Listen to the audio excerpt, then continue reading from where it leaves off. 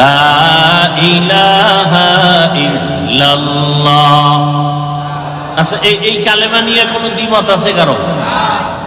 দীর্ঘ টাইম এই কালেমা পড়ার পরে অন্তরে যখন বসে গেল আমার আল্লাহ তাআলা ব্যতীত কোনো ইলাহ নাই, কোনো মাবুদ নাই। লা ইলাহা মানে কি? কোনো ইলাহ, কোনো মাবুদ, কোনো রিজিক দাতা, কোনো আইন দাতা, কোনো বিধান দাতা ইল্লাল্লাহ, কেউ নাই। কে আছেন?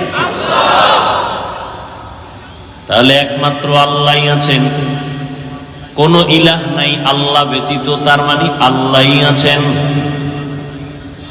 তাহলে আমি আল্লাহ আছেন, আল্লাহ আছেন লা ইলাহা শব্দে বুঝায় না, ইল্লাল্লাহ শব্দটায় বুঝায় আল্লাহ আছেন। লা ইলাহা নফি, ইল্লাল্লাহ হলো ইসবাত। লা ইলাহা মানে কোনো ইলাহ নাই, ইল্লাল্লাহ মানে আল্লাহই আছেন। কে আছেন?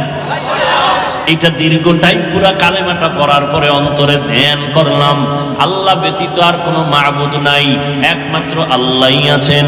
এটা অন্তরে বসানোর পরে দীর্ঘ টাইমের পরে এক পর্যায়ে বললাম শুধু ইল্লাল্লাহ ইল্লাল্লাহ ইল্লাল্লাহ, একমাত্র আল্লাহই আছেন, আল্লাহই আছেন, আল্লাহই আছেন, আর কেউ নাই। আর কেউ নাই কথাটা তো আগেই বলে ফেলেছি। এখন সংক্ষিপ্ত আকারে আমি আমাকে সাধনার রাস্তায় নিয়ে মজবুত অর্জন নিয়ে আল্লাহর হাজির ও নাজিরটাকে অন্তরে ঢুকাইলাম।